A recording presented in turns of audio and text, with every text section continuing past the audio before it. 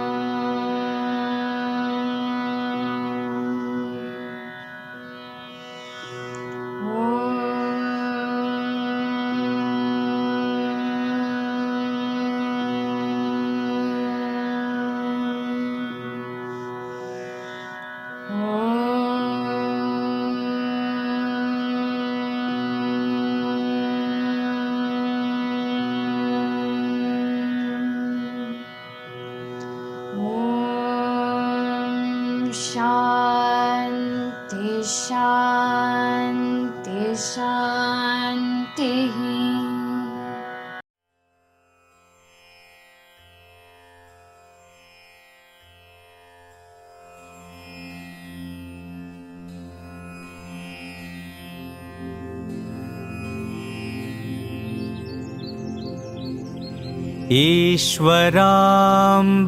ईश्वराम्बासुत श्रीमन् पूर्वा सन्ध्या प्रवर्तते उत्तिष्ठ सत्यसाईशा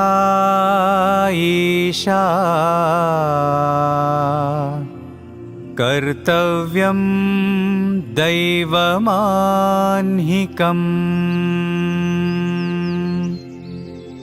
उत्तिष्ठोत्तिष्ठ पर्तीश उत्तिष्ठ जगतीपते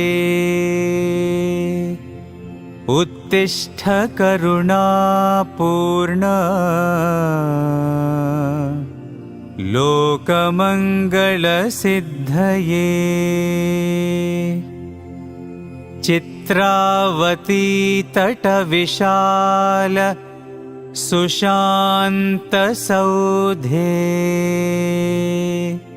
तिष्ठन्ति सेवकजनास्तव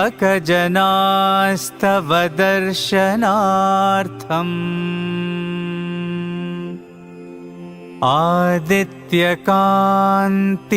आदित्यकान्तिरनुभाति समस्तलोकान्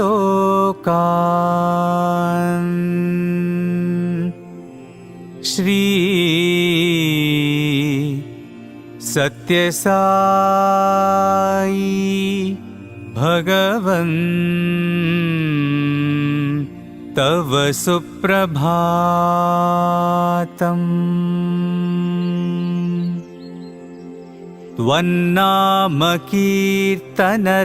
त्वन्नामकीर्तनरतास्तव दिव्यनामा गायन्ति भक्तिरसपान प्रहृष्टचित्ताः दातुं कृपासहितदर्शनमाशु तेभ्यः श्री सत्यसाई भगवन् तव सुप्रभातम्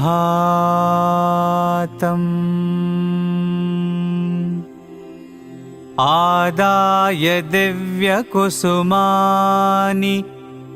मनोहराणि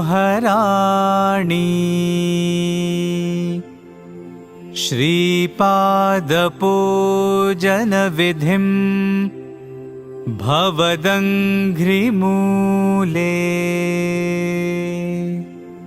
कर्तुं महोत्सुकतया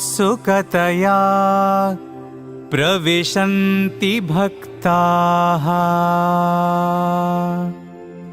श्री सत्यसाई भगवन् तव सुप्रभातम्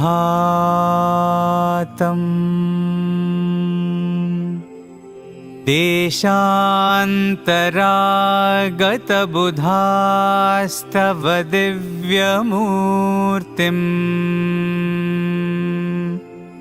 सन्दर्शनाभिरतिसंयुतचित्तवृत्त्या वेदोक्तमन्त्रपठनेन लसन्त्यजस्रम् श्री सत्यसाई भगवन् तव सुप्रभातम्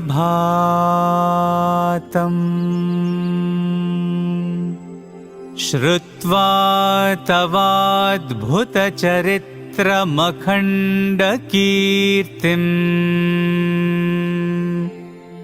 व्याप्तां दिगन्तरविशाल धरातलेऽस्मिन् जिज्ञासुलोक उपतिष्ठति चाश्रमेऽस्मिन्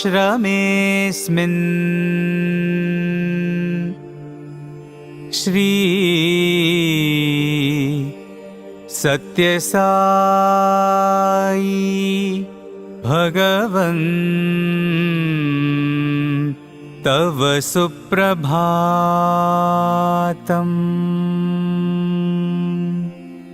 सीता सती समविशुद्ध हृदम्बुजाताः बह्वङ्गनाः करगृहीत सुपुष्पहाराः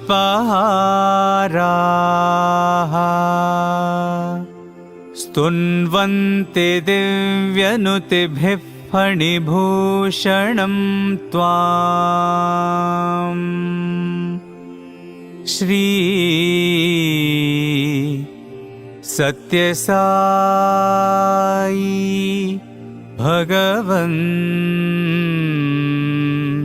तव सुप्रभातम्।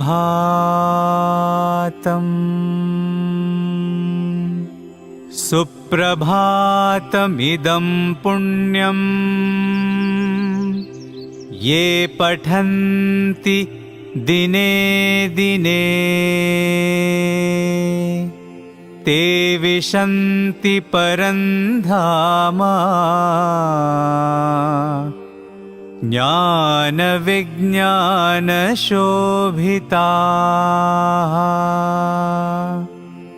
मङ्गलं गुरुदेवाय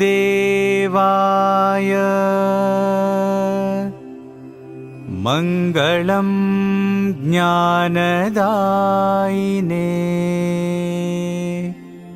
मङ्गलं पर्तिवासाय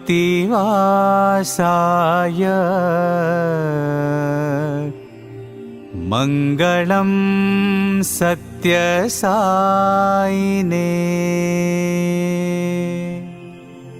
ॐ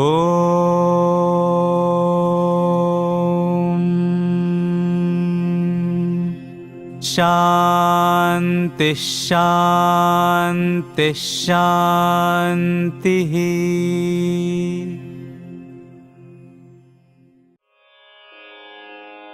ॐ श्री भगवान् श्री सत्यसाई बाबाय नमः। ॐ श्री साई सत्यस्वरूपाय नमः। ॐ श्री साई सत्यधर्मपरायणाय नमः। ॐ श्री साई वरदाय नमः। ॐ श्री साई सत्पुरुषाय नमः। ॐ श्री साई सत्यगुणात्मने नमः। ॐ श्री साई साधुवर्धनाय नमः। ॐ श्री साई साधुजनपोषणाय नमः। ॐ श्री साई सर्वज्ञाय नमः। ॐ श्री साई सर्वजनप्रियाय नमः। ॐ श्री साई सर्वशक्तिमूर्तये नमः। ॐ श्री साई सर्वेशाय नमः। ॐ श्री साई सर्वसङ्गपरित्यागिने नमः। ॐ श्री साई सर्वान्तर्यामिने नमः। ॐ श्री साई महिमात्मने नमः। ॐ श्री साई महेश्वरस्वरूपाय नमः। ॐ श्री साई पर्तिग्रामोद्भवाय नमः। ॐ श्री साई पर्तिक्षेत्रनिवासिने नमः। ॐ श्री साई यशःकाय शिरडिवासिने नमः। ॐ श्री साई जोडि आदिपल्लि सोमप्पाय नमः। ॐ श्री साई भारद्वाज ऋषिगोत्राय नमः। ॐ श्री साई भक्तवत्सलाय नमः। ॐ श्री साई अपान्तरात्मने नमः। ॐ श्री साई अवतारमूर्तये नमः। ॐ श्री साई सर्वभयनिवारिणे नमः। ॐ श्री साई आपस्तम्भसूत्राय नमः। ॐ श्री साई अभयप्रदाय नमः। ॐ श्री साई रत्नाकरवंशोद्भवाय नमः। ॐ श्री साई शिरडि साई अभेदशक्त्यवताराय नमः। ॐ श्री साई शङ्कराय नमः। ॐ श्री साई शिरडि साई मूर्तये नमः। ॐ श्री साई द्वारकामायि वासिने नमः। ॐ श्री साई चित्रावती तटपुट्टपत्तिविहारिणे नमः। ॐ श्री साई शक्तिप्रदाय नमः। ॐ श्री साई शरणागतत्राणाय नमः। ॐ श्री साई आनन्दाय नमः। ॐ श्री साई आनन्ददाय नमः। ॐ श्री साई आर्तत्राणपरायणाय नमः। ॐ श्री साई अनाथनाथाय नमः। ॐ श्री साई असहायसहायाय नमः। ॐ श्री साई लोकबान्धवाय नमः। ॐ श्री साई लोकरक्षापरायणाय नमः। ॐ श्री साई लोकनाथाय नमः। ॐ श्री साई दीनजनपोषणाय नमः। ॐ श्री साई मूर्तित्रयस्वरूपाय नमः। ॐ श्री साई मुक्तिप्रदाय नमः। ॐ श्री साई कलुषविदूराय नमः। ॐ श्री साई करुणाकराय नमः। ॐ श्री साई सर्वाधाराय नमः। ॐ श्री साई सर्वहृद्वासिने नमः। ॐ श्री साई पुण्यफलप्रदाय नमः। ॐ श्री साई सर्वपापक्षयकराय नमः। ॐ श्री साई सर्वरोगनिवारिणे नमः। ॐ श्री साई सर्वबाधहराय नमः। ॐ श्री साई अनन्तनुतकर्तृणे नमः। ॐ श्री साई आदिपुरुषाय नमः। ॐ श्री साई आदिशक्तये नमः। ॐ श्री साई अपरूपशक्तिने नमः। ॐ श्री साई अव्यक्तरूपिणे नमः। ॐ श्री साई कामक्रोधध्वंसिने नमः। ॐ श्री साई कनकाम्बरधारिणे नमः। ॐ श्री साई अद्भुतचर्याय नमः। ॐ श्री साई आपद्बान्धवाय नमः। ॐ श्री साई प्रेमात्मने नमः। ॐ श्री साई प्रेममूर्तये नमः। ॐ श्री साई प्रेमप्रदाय नमः। ॐ श्री साई प्रियाय नमः। ॐ श्री साई भक्तप्रियाय नमः। ॐ श्री साई भक्तमन्दाराय नमः। ॐ श्री साई भक्तजनहृदयविहाराय नमः। ॐ श्री साई भक्तजनहृदयालयाय नमः। ॐ श्री साई भक्तपराधीनाय नमः। ॐ श्री साई भक्तिज्ञानप्रदीपाय नमः। ॐ श्री साई भक्तिज्ञानप्रदाय नमः। ॐ श्री साई सुज्ञानमार्गदर्शकाय नमः। ॐ श्री साई ज्ञानस्वरूपाय नमः। ॐ श्री साई गीताबोधकाय नमः। ॐ श्री साई ज्ञानसिद्धिदाय नमः। ॐ श्री साई सुन्दररूपाय नमः। ॐ श्री साई पुण्यपुरुषाय नमः। ॐ श्री साई फलप्रदाय नमः। ॐ श्री साई पुरुषोत्तमाय नमः। ॐ श्री साई पुराणपुरुषाय नमः। ॐ श्री साई अतीताय नमः। ॐ श्री साई कालातीताय नमः। ॐ श्री साई सिद्धिरूपाय नमः। ॐ श्री साई सिद्धसङ्कल्पाय नमः। ॐ श्री साई आरोग्यप्रदाय नमः। ॐ श्री साई अन्नवस्त्रदाय नमः। ॐ श्री साई संसार दुःखक्षयकराय नमः। ॐ श्री साई सर्वाभीष्टप्रदाय नमः।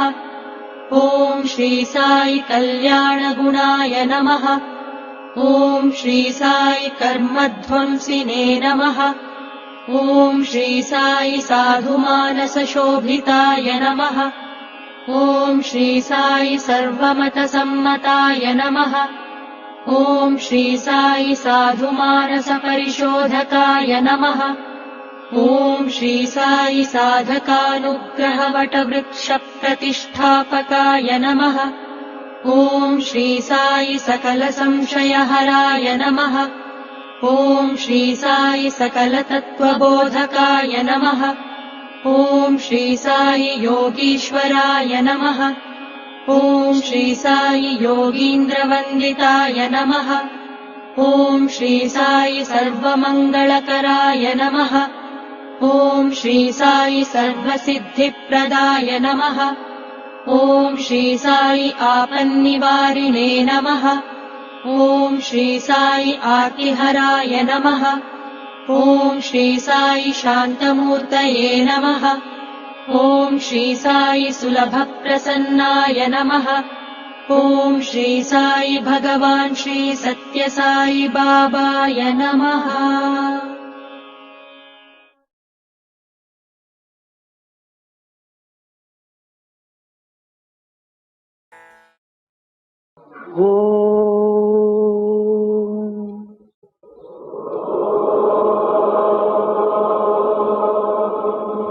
भूर्भुवस्सुवः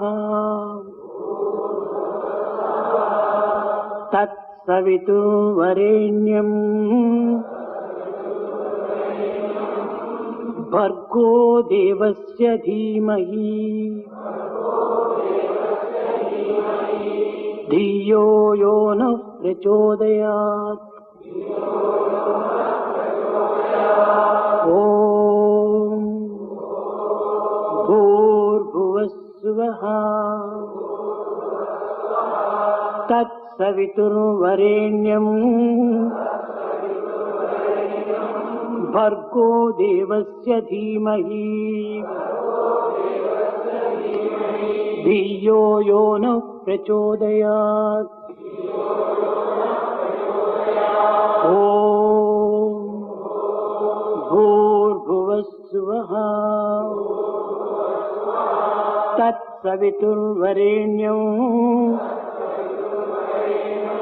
भर्गो देवस्य धीमहि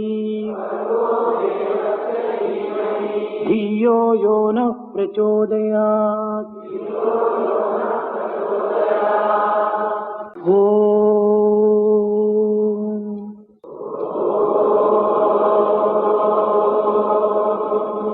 भूर्भुवस्सुवः तत्सवितुर्वरेण्यम् भर्गो देवस्य धीमहि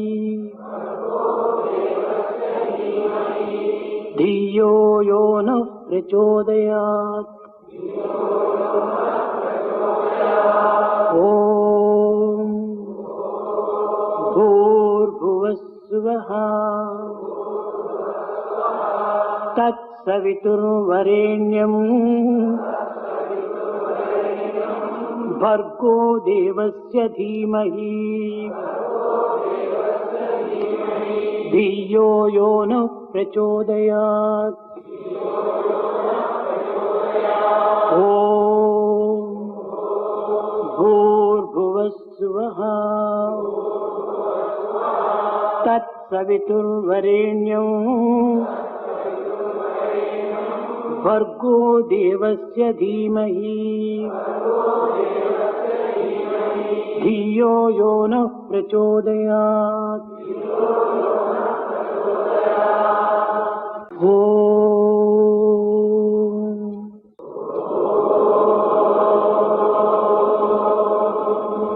भूर्भुवस्सुवः तत्सवितुर्वरेण्यम् भर्गो देवस्य धीमहि धियो यो नः प्रचोदयात्। ॐ भूर्भुवस्सुवः तत्सवितुर्वरेण्यम् भर्गो देवस्य धीमहि धियो यो नः प्रचोदयात्। ॐ भूर्भुवस्सुवः तत्सवितुर्वरेण्यम्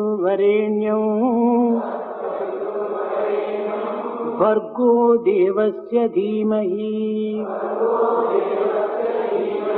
धियो यो नः प्रचोदयात्।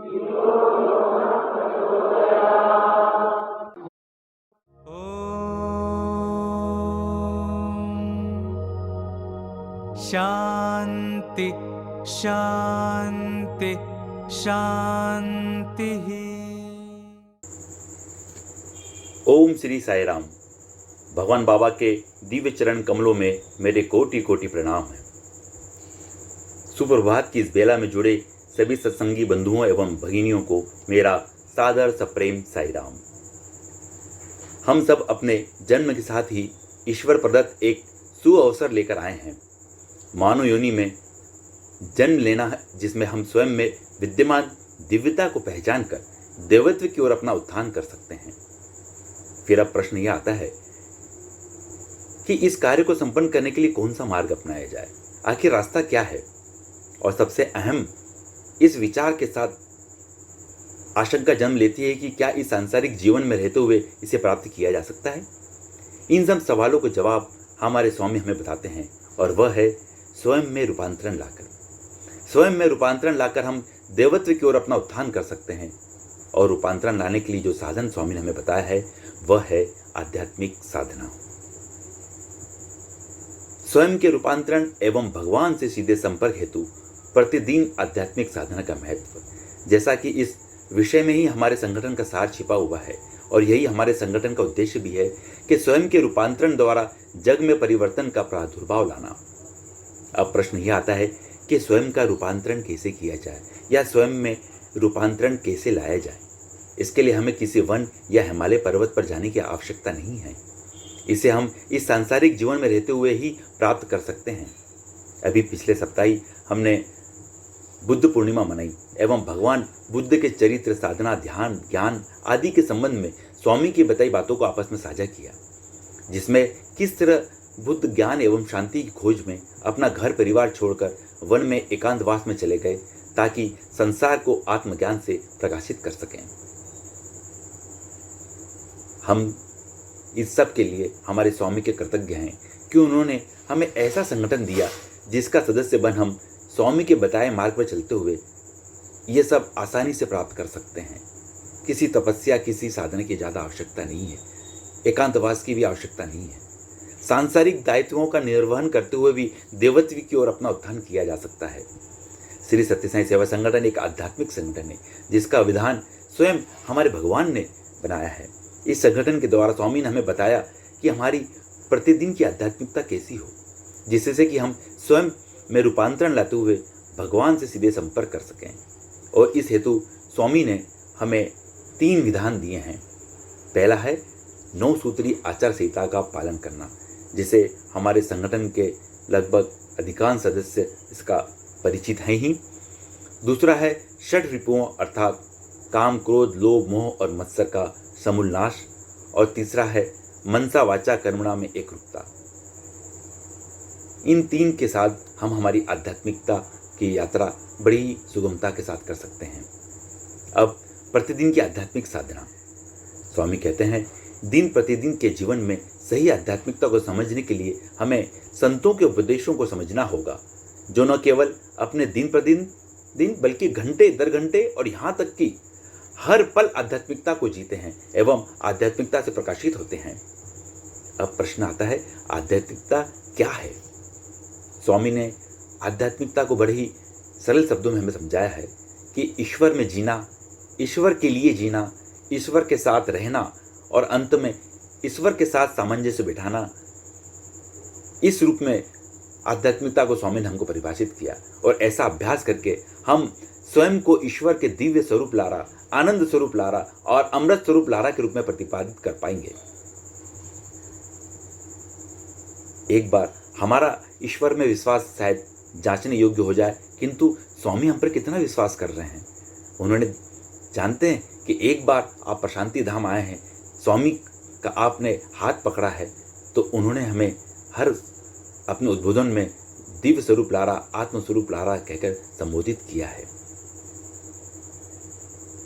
अब ये सब पूरा बातों के लिए हमें दिव्यता पर हमारी पूर्ण विश्वास होना चाहिए, जो हमारे लिए इस आध्यात्मिकता के लिए बहुत आवश्यक चीज़ है। जैसा कि कबीर जी कहते हैं, मुझको कहाँ तू ढूंढे बंदे, मैं हूँ तेरे पास में, कहत कबीर सुनो भाई साधु, मैं हूँ तेरे विश्वास में। अर्थात हमारे में यह विश्वास 100% हो कि ईश्वर मेरे अंदर ही निवास करते हैं। यह अत्यंत जरूरी है। अब जब ईश्वर हमारे अंदर निवास करते हैं तो क्या सदैव के लिए निवास करते हैं? इसको हमें निर्धारित करना होगा। हमें यह आश्वस्त स्वयं को करना होगा कि हे स्वामी, मैं तुम्हें अपने हृदय में पूरी तरह जकड़े हुआ हूँ। हमारे मन के सारथी आप हो। जैसे महाभारत में अर्जुन के सारथी बन श्री कृष्ण ने अर्जुन का पथ प्रदर्शन किया था, उसी प्रकार सनातन सारथी बन आप हमारे सदैव रक्षा करें, हमारा सदैव मार्गदर्शन करते रहें। और तीसरा यह कि हमें इसके लिए पूरे दिल से समर्पित होना होगा। हमें ईश्वर पे हमारा समर्पण भाव इस तक रखना होगा, जैसा स्वामी विवेकानंद हमें बताते थे कि भगवान केवल उन लोगों को चुनते हैं जिन्होंने भगवान को सब चीज़ों से ऊपर चुना है। अर्थात हमें हर वक्त, हर परिस्थिति में, चाहे परिस्थितियाँ हमारे अनुकूल हों चाहे न हो, हमें हमारे ईश्वर को प्रथम स्थान पर रखना है। भगवान को खुश करने की इच्छा हमारा मौलिक उद्देश्य होना चाहिए। लेकिन यह मनुष्य के लिए त्रासदी के समान है। आज के हमारे जीवन बिना किसी दिव्य प्रकाश के पथ प्रदर्शित हो रहा है। जैसा कि भागवत गीता कहती है कि हे मानव, तुम कितना नीचे गिर रहे हो। तुम्हारे चित्त में सदैव इंद्रिय सुख के विचार आते हैं, शब्द, रूप, स्पर्श, गंध, रस आदि, और परिणाम स्वरूप मस्तिष्क बेचैन और उत्तेजित रहता है। फिर आत्मा के लिए दिव्यानंद या शांति कहाँ से आएगी? सारांश में हम इस कह सकते हैं कि बावजूद इसके कि राम हमारे हृदय में निवासरत हैं, पर सीता यानी बुद्धि श्री राम के साथ नहीं है। क्यों? क्योंकि 10 मुख अर्थात 10 इंद्रिय सुखों ने हमारी सीता को हर कर सोने की सांसारिक दुनिया में ले गए। हमारे द्वारा आध्यात्मिकता का प्रकाश का बटन बंद कर दिया गया है और हमारे दिव्यत्व को भुला दिया गया है। हमें स्वयं में रूपांतरण के माध्यम से इस आध्यात्मिक प्रकाश को पुनः प्राप्त कर हमारे हृदय में राम राज्य की पुनर्स्थापना करना है। अर्थात स्वयं को इंद्रिय सुख से मुक्त कर हमारे हृदय में श्री राम के बगल में बुद्धि यानी माता सीता को सदैव के लिए विराजित करना है। तभी तो हम दिव्य आत्म स्वरूपा लारा कहला सकते हैं, उसके हकदार होंगे। अब आध्यात्मिक साधना के लिए जो प्रमुख भाग है वो है हमारी दिनचर्या कैसी हो। सभी संत यह बात जोर देकर कहते हैं कि आपका दिन कैसा रहेगा, यह इस बात पर निर्भर करता है कि हम दिन की शुरुआत कैसे करते हैं। सुबह उठते ही हमारी आध्यात्मिकता की शुरुआत हो जानी चाहिए। और जैसा कि कम से कम विगत 2 माह से तो हम सबकी सुबह बहुत अच्छी हो ही रही है, जिसका कि अभ्यास हम निरंतर आगे भी करते रहेंगे, ऐसा विश्वास है। निश्चित रूप से इसके लिए हम हमारे प्रांत की आध्यात्मिक टीम के सादर आभारी हैं, जिन्होंने हमें इतना अच्छा प्लेटफॉर्म दिया है। भगवान का ध्यान करते हुए हम उठें इस विश्वास के साथ कि पूरे दिन ईश्वर आप मेरे साथ रहेंगे। कर आग्रे वस्ते लक्ष्मी, कर मध्य तू सरस्वती, कर मूले तू गोविंदम, प्रभाते कर दर्शनम। दिन के पहले चरण की शुरुआत इस विश्वास के साथ होनी चाहिए कि मैं एक ऐसी दुनिया में जाग रहा हूँ जो पूर्णतः भगवान से व्याप्त है, जिसके कण कण में भगवान व्याप्त है और वही भगवान मेरे दिल में भी है। इससे कोई फर्क नहीं पड़ता कि हम यह अभ्यास शायद प्रतिदिन न कर पाएं, हम यह अभ्यास करने में सफल भी न हो पाए। तो स्वामी हमें बड़ा अच्छा उदाहरण देते हैं महात्मा गांधी का, जो ये कहते थे कि मैं संपूर्ण नहीं हूं, लेकिन मैं इस बात से संतुष्ट हूं कि मैं संपूर्ण होने की दिशा में ही आगे बढ़ रहा हूं। हमें भी बस निरंतर यह अभ्यास करते रहना चाहिए और ये विश्वास करते रहना चाहिए कि हम एक दिन संपूर्णता को पाएंगे। हमारा भी यही रवैया होना चाहिए। हम साईं भक्त भी सुप्रभातम इसी विश्वास के साथ करते हैं कि मैं भगवान के साथ जाग गया हूँ, भगवान पूरे दिन मेरे साथ रहेंगे। अब जब दिन की शुरुआत अच्छी हो गई, दिन की शुरुआत आध्यात्मिकता से हो गई, तब अब पूरे दिन को भी तो हमें आध्यात्मिकता से भरना है। इस प्रकार जब हम जगने में सफल होते हैं तो उस पूरे दिन को आध्यात्मिकता से भरने के लिए हमें पास 3 घटक हमें स्वामी ने बताए हैं। पहला है स्वाध्याय, यानी साईं साहित्य का अध्ययन या किसी भी धार्मिक पुस्तकों का अध्ययन, और दूसरा होता है जप ध्यान, इसके बारे में भी हम संगठन में उचित रूप से जानते ही हैं। और तीसरा है होम या यज्ञ। यहाँ पर यज्ञ का अर्थ लकड़ी जलाने का यज्ञ नहीं है। जो जप एवं अपने अध्ययन के जो हमने पाया है उसे अपने आचरण में लाना ही हमारे लिए एक यज्ञ है। अब दिन को भी आध्यात्मिकता से भरने के पश्चात हमारी दिन की समाप्ति कैसी हो, वो भी आध्यात्मिकता के साथ ही हो, यही हमारा प्रयास होना चाहिए। हम इस भाव के साथ निंद्रा में जाएं कि हे ईश्वर, आज सुबह मैं आपके साथ ही उठा, मैं दिन के अधिकांश समय में आपके साथ ही रहा, और अब मैं मेरे हृदय के प्रेम के स्वर्णिम गुच्छणों में आपको विश्राम के लिए आपको सादर आमंत्रित करता हूँ। इस तरह मेरे शांत हृदय में आप विश्राम करें। इस प्रकार दिन प्रतिदिन की आध्यात्मिकता को हम इस तरह से समझ सकते हैं कि दिन की शुरुआत आध्यात्मिकता के साथ हो, पूरा दिन हम आध्यात्मिकता से भर दें, अर्थात साईं साहित्य का अध्ययन करके, जप और ध्यान करके, 9 सूत्रीय आचार संहिता का पालन करते हुए हम आध्यात्मिकता से हमारे दिन को भर सकते हैं। और समापन इस ईश्वर की प्रार्थना के साथ करें। निंद्रा में जाने से पूर्व हम ईश्वर का धन्यवाद दें कि हमारा दिन आप पूरे टाइम, पूरे समय हमारे साथ रहे हैं। इसका हृदय से धन्यवाद, हम कृतज्ञ हों स्वामी के, ये भाव के साथ हम निंद्रा में जाएं। इस प्रकार जब हम हमारे प्रतिदिन की आध्यात्मिकता से दिन को भर देते हैं, तब हमारा ईश्वर से सीधा संपर्क बन जाता है। हम ईश्वर से सीधे संपर्क में आ जाते हैं, जो कि हमारे जीवन के लिए नितांत आवश्यक है। हमें स्वयं को ईश्वरी नेटवर्क से कभी बाहर नहीं होने देना चाहिए। एक बार भले ही हमारा मोबाइल का नेटवर्क बाहर हो जाए, किंतु हमें कभी ईश्वरी नेटवर्क से बाहर नहीं होना चाहिए। अर्थात कभी भी ऐसे दुराचार या अपकृत्य के मार्ग पर हमें नहीं जाना चाहिए जहाँ हमारे स्वामी हमारे साथ न हों। हम सब भली भांति जानते हैं कि कौन सा कार्य हमें नहीं करना चाहिए, कौन सा अनुचित कार्य है। हमारा थर्ड सेंस हमें आगाह कर देता है कि यह न करें। वो जो थर्ड सेंस की आवाज़ है वही वॉइस ऑफ गॉड है, वही हमारे स्वामी की आवाज़ है। यहाँ मैं एक उदाहरण देकर बताना चाहता हूँ कि निरंतर संपर्क ईश्वर के साथ हमारा क्यों आवश्यक है। वनवास के दौरान एक सुहानी शाम को माता सीता प्राकृतिक सौंदर्य को निहारते हुए श्री राम की गोद में विश्राम करने लगी, और तभी एक कागासुर मन में दुराभाव लेकर माता सीता को अपनी नुकीली चोंच से चोट पहुंचाने की मनसा से आक्रमण को आतुर हुआ।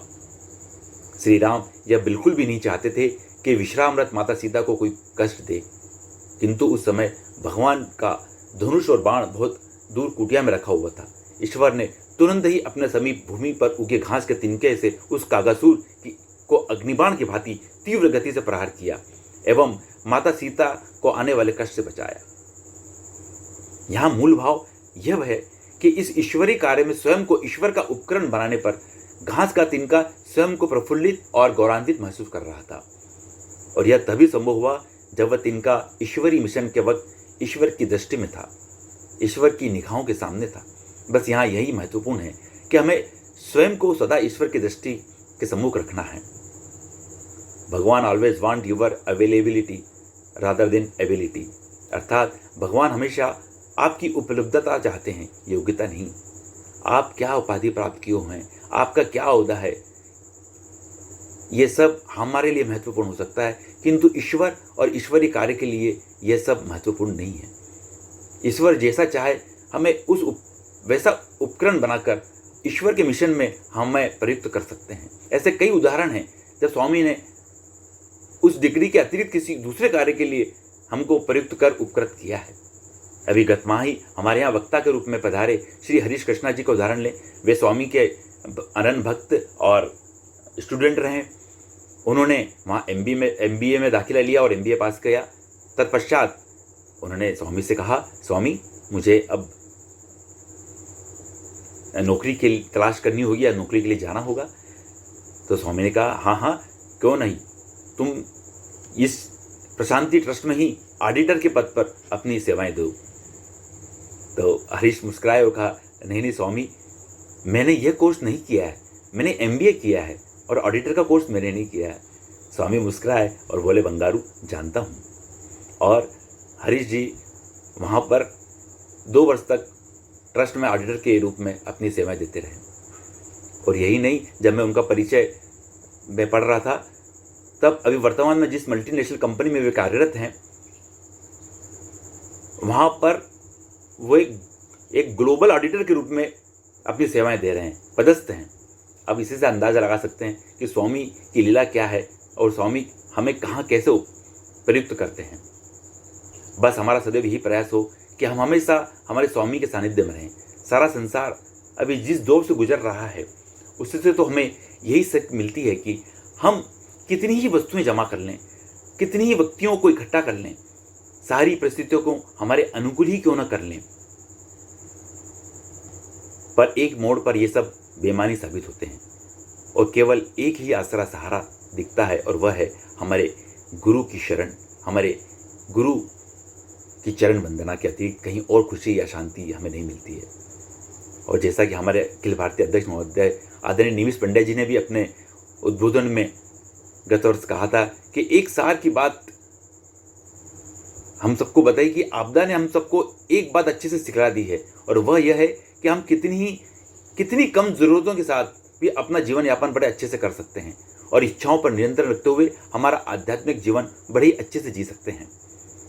स्वामी प्रदत्त इस एक सूत्र इच्छाओं पर नियंत्रण अर्थात समय, ऊर्जा और धन की मितव्ययिता को प्रतिदिन के हमारे जीवन में अपनाकर हम हमारे आध्यात्मिक जीवन को बड़ी सुगमता ला सकते हैं। जिस प्रकार एक माली बगीचे में पौधों को प्रतिदिन पानी देता है, उन्हें सिंचित करता है एवं बसंत ऋतु आने पर ही उसमें फूल एवं फल लगते हैं। उसका कार्य केवल प्रतिदिन पानी देना है, पर उसमें कब फूल लगेंगे, कब फल लगेंगे, यह उसे नहीं पता, यह केवल ईश्वर जानता है। बसंत ऋतु आने पर उसमें फूल एवं फल लग जाते हैं। ठीक उसी प्रकार हमें प्रतिदिन हमारी आध्यात्मिक साधना से हमारे जीवन को सिंचित करते रहना है, तब स्वामी उसमें अवश्य ही फूल एवं फल का मौसम अर्थात हमारे जीवन में बसंत लेकर आएंगे। ऐसा विश्वास हमें हमेशा होना चाहिए। और हमारे स्वामी का ग्रेस ही हम सबके जीवन का बसंत है, जिससे पाने के लिए हम सब सदा ललायित रहते हैं। हम सबका एक ही ध्येय है। हम चाहे कितने ही बड़े ओहदे पे हों, चाहे सुप्रीम कोर्ट के जज हों, हाई कोर्ट के जज हों, कितने बड़े वकील हों, कितने बड़े डॉक्टर हों, जब हम प्रशांति निलयम जाते हैं, स्वामी के सम्मुख बैठते हैं, तब एक केवल जीवात्मा के रूप में बैठते हैं। किसी ओहदे के रूप में हम वहाँ नहीं जाते हैं। बस इसी लालसा में हम सदैव रहते हैं कि स्वामी के इस ईश्वरी मिशन में हम उपकरण बन जाएं। यही स्वामी से हमेशा प्रार्थना करते रहते हैं कि स्वामी एक अवसर दे दो, हम एक उपकरण बन जाएं आपके। इसलिए मैं यहाँ आप सबसे एक निवेदन भी करना चाहूँगा। ये अवसर जो आते हैं वो सीधे स्वामी से हमें नहीं मिलते हैं, वो अभी हमें शायद संगठन के निर्देशों के रूप में मिल जाते हैं। प्रांतीय कार्यालय से जो हमें निर्देश प्राप्त हुए हैं उसका अनुपालन करना भी एक अवसर है, एक स्वामी प्रदत्त अवसर है, एक उपकरण बनने का अवसर है हमको कि जो हम ईश्वर के इस मिशन में आगे बढ़ रहे हैं। इसलिए जब भी हमें कोई ऐसे निर्देश प्राप्त होते हैं संगठन के, उससे हमें 100% पालन करना चाहिए और स्वामी को चरणों में उसे अर्पित कर देना चाहिए।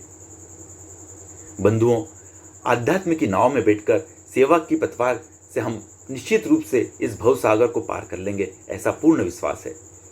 और अंत में मैं आपसे यही कहना चाहूँगा कि हमारे स्वामी ने आज के इस विषय अर्थात प्रतिदिन की आध्यात्मिक साधना के लिए एक सूत्र दिया है, वह है start the day with love, fill the day with love, end the day with love, because love is God, God is love.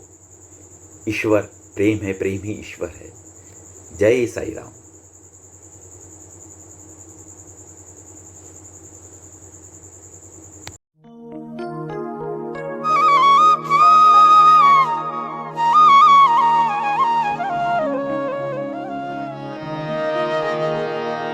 Sathya Sai पादाम्बुजं भज रे मानस निरन्तरम् सत्यसाई पादाम्बुजं भज रे मानस निरन्तरम् सत्यसाई पादाम्बुजं भज रे मानस निरन्तरम् सत्यसाई पादाम्बुजं भज रे मानस निरन्तरम् परम पवित्रं पावन चरणं परम पवित्रं पावन चरणं परम पवित्रं पावन चरणं परम पवित्रं पावन चरणं कलिमलदहनं श्रीगुरुचरणं कलिमलदहनं श्रीगुरुचरणं कलिमलदहनं श्रीगुरुचरणं कलिमलदहनं श्रीगुरुचरणं भवभयनाशन दुरितनिवारण भवभयनाशन दुरितनिवारण भवभयनाशन दुरितनिवारण भवभयनाशन दुरितनिवारण पतिपुरीश्वर पङ्कजचरणं पतिपुरीश्वर पङ्कजचरणं पतिपुरीश्वर पङ्कजचरणं पतिपुरीश्वर पङ्कजचरणं भज रे मानस निरन्तरम् भज रे मानस निरन्तरं भज भज रे मानस निरन्तरम् भज भज रे मानस निरन्तरं सत्यसाई पादाम्बुजं भज रे मानस निरन्तरम् सत्यसाई पादाम्बुजं भज रे मानस निरन्तरं परम पवित्रं पावन चरणं परम पवित्रं पावन चरणं कलिमलदहनं श्रीगुरुचरणं कलिमलदहनं श्रीगुरुचरणं भवभयनाशन दुरितनिवारण भवभयनाशन दुरितनिवारण पतिपुरीश्वर पङ्कजचरणं पतिपुरीश्वर पङ्कजचरणं भज रे मानस निरन्तरम् भज रे मानस निरन्तरं भज भज रे मानस निरन्तरम् भज भज रे मानस निरन्तरं भज भज रे मानस निरन्तरम् भज भज रे मानस निरन्तरं भज भज रे मानस निरन्तरम् भज भज रे मानस निरन्तरं भज भज रे मानस निरन्तरम् भज भज रे मानस निरन्तरं भज भज रे मानस निरन्तरम् भज भज रे मानस निरन्तरं सत्यसाई पादाम्बुजं भज रे मानस निरन्तरम्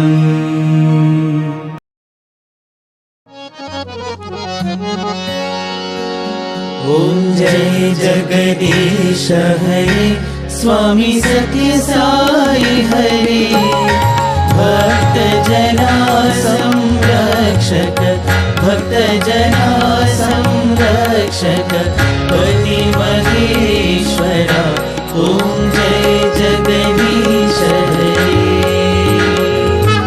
शशिवदना श्रीकरा सर्वा प्राणपते स्वामी सर्वा प्राणपते आश्रितकल्पलतिका आश्रितकल्पलतिका आपदान्धवा ॐ जय जगदीश हरे मातपिता गुरुदैवमु मरि अन्तयु नीवे स्वामी मरि अन्तयु नीवे नाद ब्रह्म जगन्नाथा नाद ब्रह्म जगन्नाथा नागेन्द्राशयना ॐ जय जगदीश हरे ओंकार रूप ओजस्वी हो साई महादेवा मंगलारती अंधुको मंगलारती अंधुको मंगल गिरिधारी ओम जय जगदीश हरे नारायण नारायण ओम सत्य नारायण नारायण नारायण ओम नारायण नारायण ओम सत्य नारायण नारायण ओम सत्य नारायण नारायण ओम जय सद्गुरुदेवा नारायण नारायण ओम सत्य नारायण नारायण नारायण ओम नारायण नारायण ओम सत्य नारायण नारायण ओम सत्य नारायण नारायण ओम जय सद्गुरुदेवा नारायण नारायण ओम सत्य नारायण नारायण नारायण ओम नारायण नारायण ओम सत्य नारायण नारायण ओम सत्य नारायण नारायण ओम जय सद्गुरुदेवा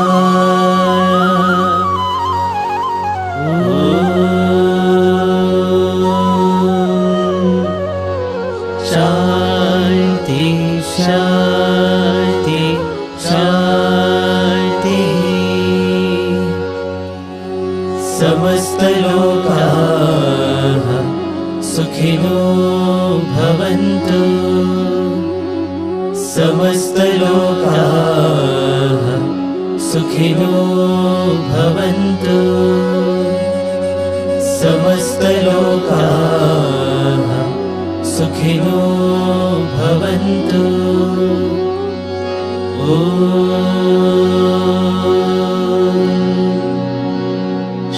शांति शांति शांति जय बोलो भगवान श्री सत्य साई बाबा